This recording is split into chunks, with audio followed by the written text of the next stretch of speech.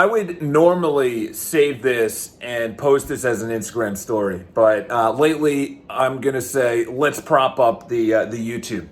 So let's just talk about responsibility for a second, because that's obviously something that's not being portrayed anywhere in the media right now.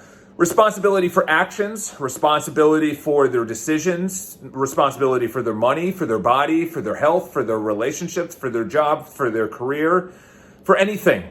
Responsibility, okay? When you make a decision, you are voting for or against something.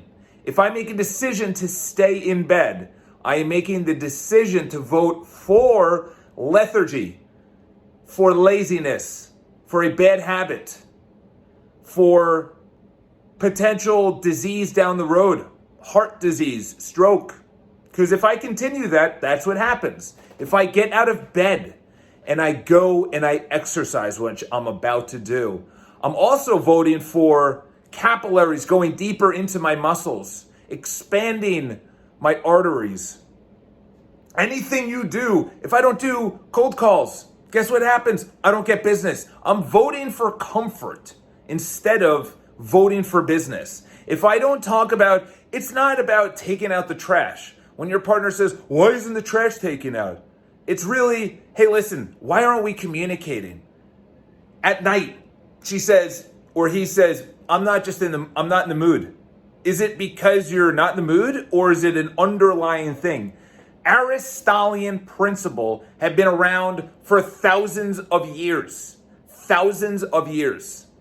It's called first principles for a reason, because you go to the first principle, you go to the root cause. You're not bankrupt because of the stock market. You got bankrupt because you made a wrong decision, or you put money where it should not have been allocated. Your relationship stopped. Maybe it was on good terms, maybe. But if someone cheated, or someone wasn't communicating, or someone wasn't ambitious, or there was no love, the reason your body is the way it is exactly the way it should be. Everything in your life is exactly the way it should be. No, it's the market. It's COVID. I got my degree wasn't at a top school. And give me more. Give me more. It's in my genes. It was this, it was that. Listen, it could have been that, but the number one thing is agency. The Power of Agency, great book, is something happens and then there's a gap between what happens and what your response is. And when you have no agency, that means you put a meaning or you put emotion on that and you say, that's wrong, that shouldn't have happened, I'm not changing. Other people say, oh, I went bankrupt? My relationship is shit? My body is crap? I chose the wrong career? My business is falling apart? I'm gonna do something different. I'm gonna adapt. I'm gonna learn. It's hard. It's not easy. You're looking at me like, oh yeah, Charles, easy for you to say. Listen, everyone in this world had something that happened that was traumatic. More than other people. Way more than other people. 100%. No one is saying that. But if you take that and that is your basis in which you view the world, that's no one else's fault. That's no one else's fault. It has taken me 10 years, 11 years, 12 years actually, I think 12 years? No, 11 years in real estate to finally crack the code on what makes a good real estate agent, on how to get business. And guess what happens? A 4-month shutdown. My reserves are getting pretty depleted. I'm paying for office space. I'm paying for services, RLS. I'm paying for all CRM. I'm paying for all these things. And I paid for all these video and photos and everything, and I can't even put homes on the market. Like, what do you want me to do? What do you want me to do? So I think about it and I say, okay, let's adapt. Let's get into rentals. Let's plan for the future. Let's say, okay, say it opens July something. I'm ready to go. Okay, buyers are hitting me up. So I say, okay, let's go after sight unseen. We have a sight unseen, which means you don't even see the home and you put in an offer. Like, I myself feel so passionate about the individual because everyone that gets paid to divide us is the media. 5% of the players on either side have a voice, and that voice is amplified when more of the 5% get on board, and then it becomes the majority, and then it's 50-50. When in fact, 40%, 45% of both sides just want to live and just live. But there's 5% that just make all of the ruckus, that fuck it up for all of us. They just ruin it for everyone. But the problem is media focuses on that 5% because we have a bias towards negativity. The reason we have bias towards negativity is because if we went in the wrong direction thousands of years ago, millions of years, nobody thinks about that. They think nowadays is how it's always been. When you look at it, I go that way. That is a pride of lions. That way is a warring tribe. That way leads directly into a desert. Oh, so I don't want to go any of those ways because it's certain death. But if I go that way, it's berries and food. That way is fresh water. That way is an ocean to trade with other tribes. Listen, people, I'll give you the best example that I know of with Elon Musk. So Elon Musk, everybody knows Tesla, SpaceX, Solar City, Boring Company, Neuralink.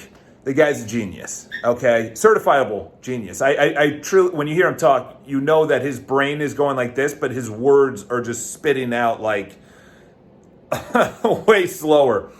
So he explained in an interview, regardless of what you think of him, he explained in an interview, he went to, he first asked the question, why are there no electric car companies? So they said, it's too expensive. He said, okay, why is it too expensive? It's kind of like, I want to get into shape. What do I do? That's pretty big. How do I start a company? That's a pretty big question. How do I get into a relationship? How do I get married? How do I have kids? Those are pretty big questions. Okay. How do I get out of debt? How do I get healthy again? Those are big questions. So he went Aristotelian. So if I want to get healthy, I'll go to Elon Musk for a second. If I want to get healthy, what time am I waking up? What time am I going to bed? What am I eating during the day? How much caffeine? How much sugar? How much am I consuming on this device? Break it down all across the board.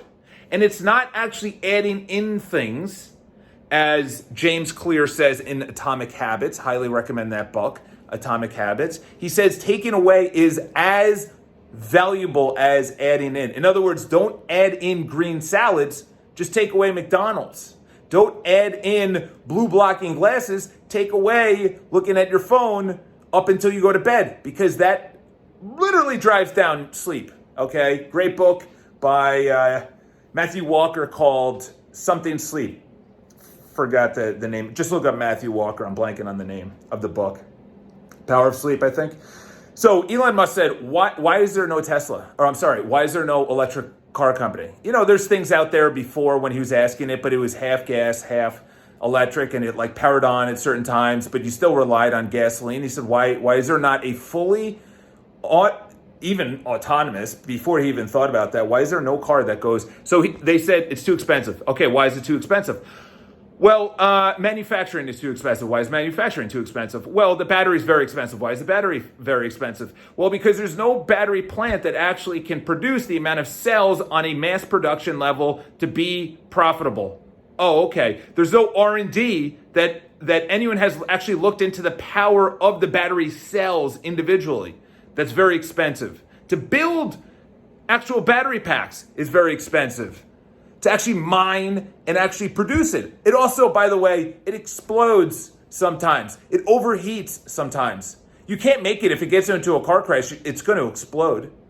And by the way, when you actually go into an accident, how is it? Is it in the back? Because then it's going to be off-centered, and then you're not going to make a safe car because it's going to flip.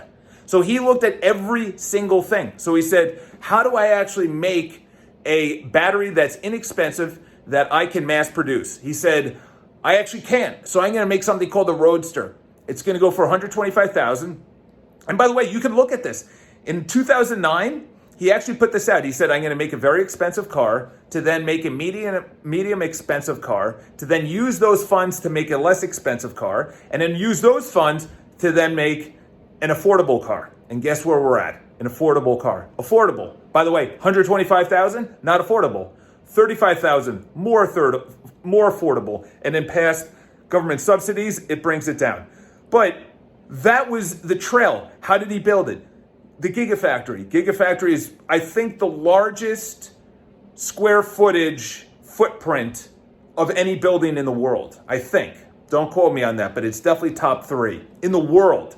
So he said, well, actually, if we make it in the US and then we ship it to Europe or Asia, Asia has restrictions on importing. So guess what he's doing? He's building one in Europe. He's building one in China.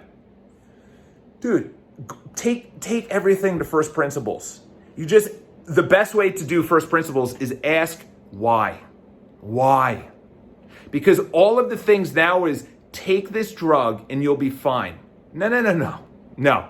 After reading The Plant Paradox and Longevity Paradox by David Gundry, and he's coming out with another book called Energy Paradox this fall, is that pretty much everything can be pretty much like 0.01.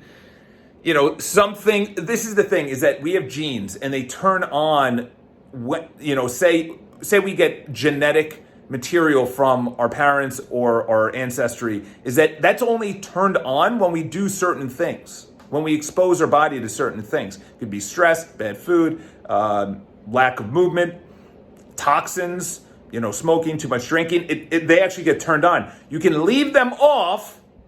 If you do certain things. If you read The Plant Paradox, if you read The Longevity Paradox, if you read any of these books that talk about, Grain Brain, another great book, they all talk about everything comes down to autoimmune disease. It all comes down to a leaky gut. It all comes down to our microbiome. It all comes down to our digestive enzymes. Everything. They actually say that we have more neurons in our gut than we do in our brain. So it's not our second brain is what they thought about. And it's all connected. So your mood, your lethargy, let alone any disease. You have a leaky gut, all of the free radicals that are in your body, which are fine, but free radicals, if you look them up, they cause pretty much all the disease, cancer. Leaky gut is everything. Go to first principles. Go down to the root cause. Stop thinking it's something else. This is the last example, I know this video is going long. If I give money to a financial advisor and they lose money, I don't blame the financial advisor, okay? That's called extreme ownership by Jocko Willink. That's called, I chose to give them money, it's my fault. You can go to the extreme is, someone runs a red light, I chose to get into my car and go for Starbucks or food.